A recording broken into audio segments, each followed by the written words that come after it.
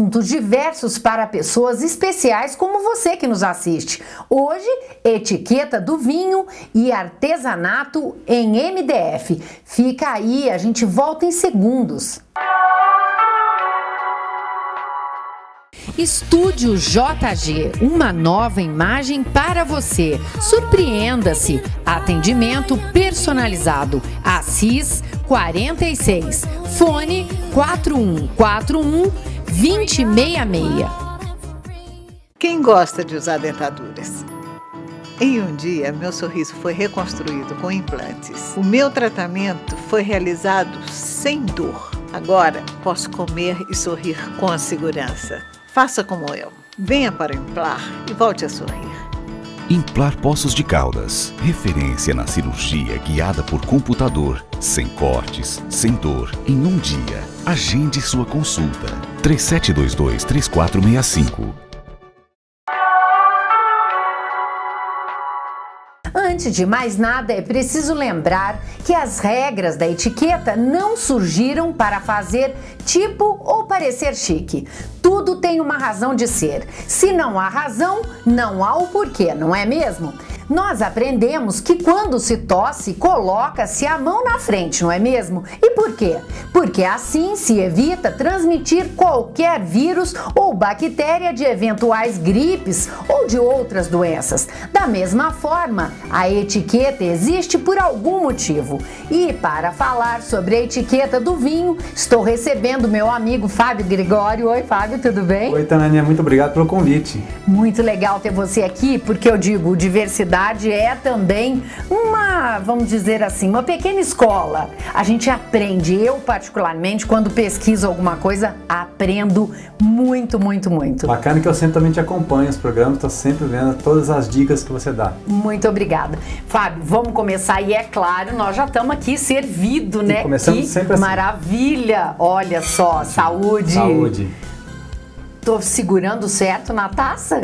Perfeito, isso. Nunca segurar pelo bojo, sempre pela haste ou pela base. Por quê? Porque a temperatura da mão pode intervir na qualidade do vinho e a pessoa, quando for apreciar um vinho, comprometer a qualidade dela. Olha, gente, já estou começando a aprender. Fábio, por que os conhecedores de vinho normalmente giram o vinho, né? Giram o copo e que, consequentemente, acaba girando o vinho? Sim, é muito importante esse serviço, não apenas pela análise visual. O vinho se faz 3 análises: visual, olfativa e gustativa. Mas principalmente pelos aromas, porque o que prende os aromas são os taninos. E ao fazer esse demi-tour, se desprende os aromas e você consegue apreciar bastante aquilo que a uva tem a oferecer. Então, esse movimento se chama de... um demi-tour. Demi-tour. Para as pessoas que de repente tiver uma certa dificuldade, achar que vai cair o vinho para fora, apoia a taça assim na mesa, não é feio, e aí você vai ter muito mais segurança para você poder fazer esse movimento. Ah, tá. Deixa eu chegar a minha colinha para cá.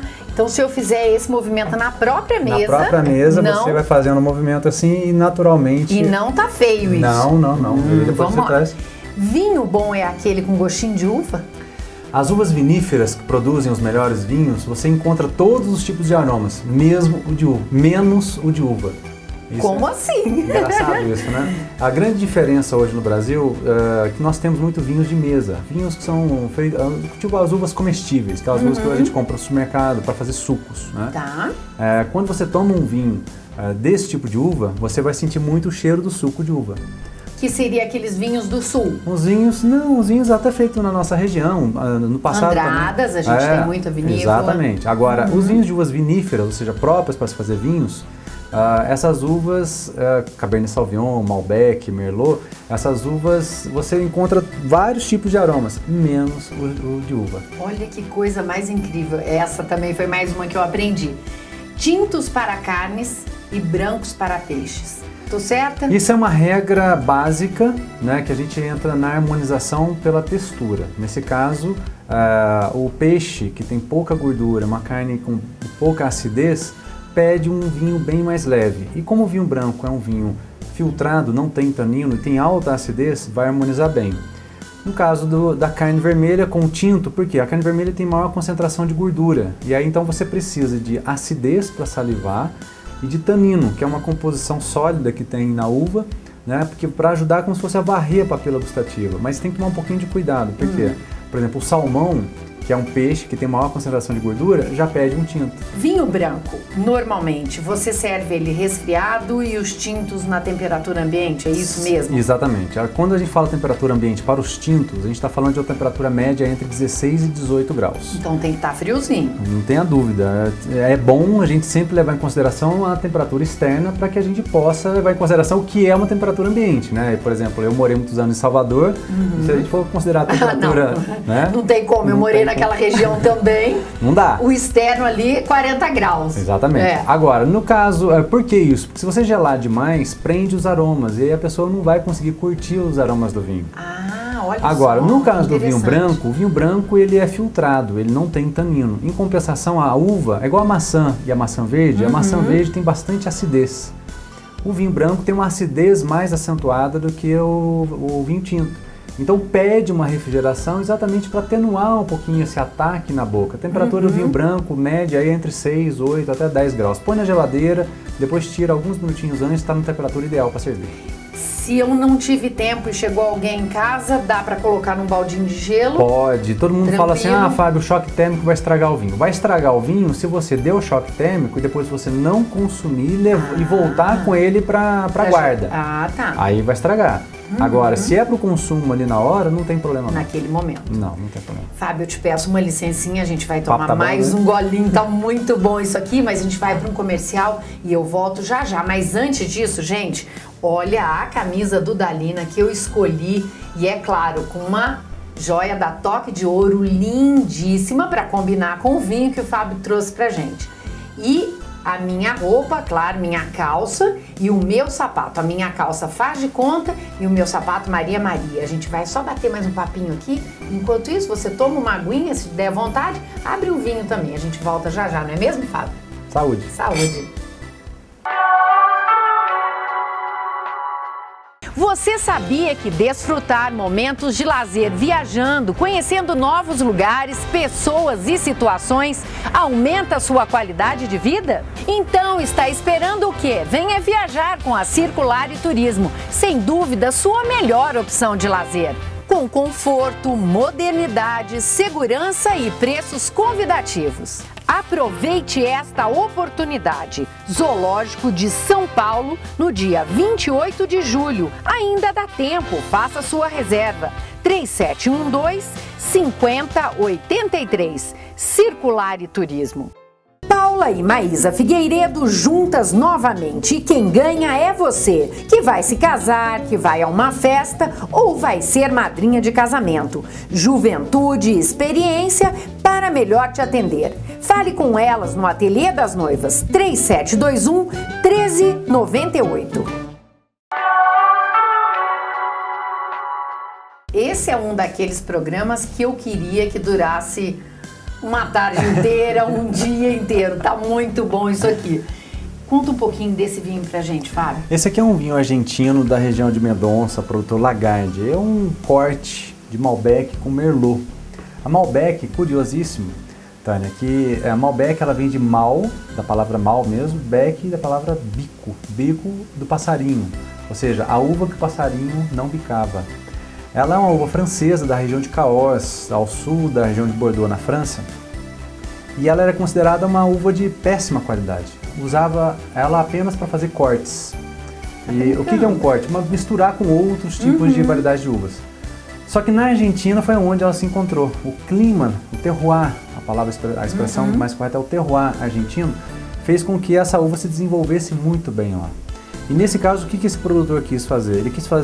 Ele tem um corte de Malbec com Merlot.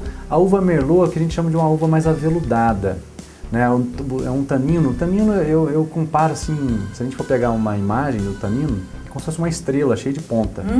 E essas pontas, às vezes, deixam, na hora que você toma o vinho, agarra, parece que tem um gato assim arranhando a tua garganta. A uva Merlot é uma uva mais aveludada, ela não tem essas pontas. Entendi. Então ele quis deixar esse Malbec mais macio ainda. Então é um corte de Malbec com Merlot. É um vinho que tem 13,5 de graduação alcoólica, é bem generosa a graduação alcoólica desse vinho. Pede uma carne, pede uma massa com molho vermelho. Não adianta colocar massa alho e óleo aqui não, porque você sabe, a dica da harmonização que eu sempre falo é quando você junta o alimento com o vinho. Entendi. Os dois na boca, né? E se cria um terceiro sabor, pronto, surgiu o efeito. Agora, quando não há harmonização, vou dar um exemplo. Imagina um peixe com esse vinho aqui. Aí o peixe, o vinho, ele enxágua o peixe. Você tira o sabor. Parece que você está mastigando um isopor. Tira totalmente o sabor. Uma esponjinha, exatamente, sem gosto nenhum. Matou o sabor do peixe. E vice-versa. Às vezes você tem uma picanha, uma alcatra, uma costela, você toma um vinho branco, parece que você está tomando água. A carne matou o vinho. Entendi. Então quando você tem que realmente harmonizar. Harmonizar. Isso é o terceiro sabor que é criado na boca.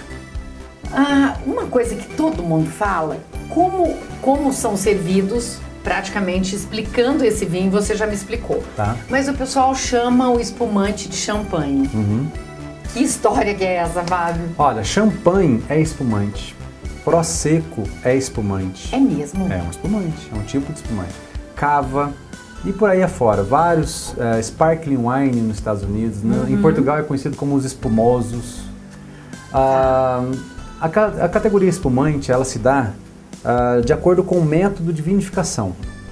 Antes de ser um espumante, ele é um vinho. Ou seja, fermenta o açúcar, a fermentação transforma o açúcar em álcool. O que acontece para se transformar num espumante? Ocorre uma segunda fermentação, onde um açúcar residual da própria fruta se transforma em gás carbônico. Quando isso acontece dentro de silos ou dentro da garrafa, ele vai ser chamado de espumante. Eu tô olhando para esse copo e tô vendo outros dois copos aqui. Fábio, qual é a diferença dos copos com relação ao vinho? A importância de uma taça é porque, por exemplo, essa aqui é uma taça de espumante. Por que ela tem esse formato aqui, né, em paralelas e uma haste mais longa? Porque essa taça, ela vai permitir com que a gente analise o perlage. O perlage nada mais é do que a borbulha, aquelas bolhas do espumante, né? Ela vai fluir mais naturalmente e você tem 3 indicadores para você mensurar a qualidade do espumante. Quanto maior a quantidade de bolhas, quanto mais fininhas elas forem e quanto mais persistente ela ficar na taça, melhor é a qualidade do espumante. Essa é a dica. Então, você tendo uma taça em paralelas, você consegue observar todo esse movimento. Comparando já a taça menor com a taça maior, é porque aqui nós temos uma taça para vinho branco comparando com uma taça para vinho tinto. A taça para o vinho branco, como eu disse lá no início, o vinho branco ele é filtrado, ele não tem tantos taninos, né? Porém, facilmente ele se desprende os aromas. Facilmente. Já no vinho tinto, você precisa fazer esse demitur para desprender os aromas, para fazer os aromas vir. Então você precisa de uma superfície maior para poder o vinho circular por toda essa base. Fazer o movimento. Exatamente. Isso. No vinho branco você não precisa de tanta movimentação, porque os aromas por si só já desprende se desprende naturalmente, exatamente. Entendi. Então por isso ele é bojudinho também, porém um pouquinho menor. Uma superfície menor, porque não há necessidade de fazer tanto movimento quanto do vinho tinto. Fábio, antes da gente se despedir, conta um pouquinho, rapidinho, onde fica a sua loja. E é claro, o pessoal não precisa assustar, não tem vinho lá de 20 mil dólares. Tem vinho para todo mundo. Tem vinho para todos os bolsos e todos os gostos. Nós estamos lá na Rua Junqueiras, número 500, no Shopping Passo das Águas. E nós temos lá algo aproximado de 350 a 400 rótulos de vinhos. O mais importante é que a gente não tem apenas essa relação comercial, a gente faz muitos cursos, treinamentos, degustações e agora a gente estava organizando um festival de gastronomia e um circuito de jantares harmonizados que está rolando em Poços de Caldas. Delícia. Sempre com a nossa bandeira maior, que é incluir a nossa querida cidade no circuito nacional do Brasil. Muito legal. Circuito Nacional da Enogastronomia. Muito legal. A gente vai deixar o teu telefone, o pessoal vai entrar em contato. Quem perdeu alguma coisa no nosso programa, é só ir lá que você bate um papo. Sempre estarei lá à disposição para receber todos os seus telespectadores. Muito legal. Fábio, eu falei que a gente faz pesquisa, né? E eu pesquisei uma coisa e eu acho até legal. Eu vou ler para vocês. Os vinhos são como os homens. Com o tempo, os maus azedam e os bons apuram. Verdade? Concordo em gênero, número e grau. A gente vai para um comercial e eu volto já com um artesanato muito legal. Não saia daí. Saúde! Saúde!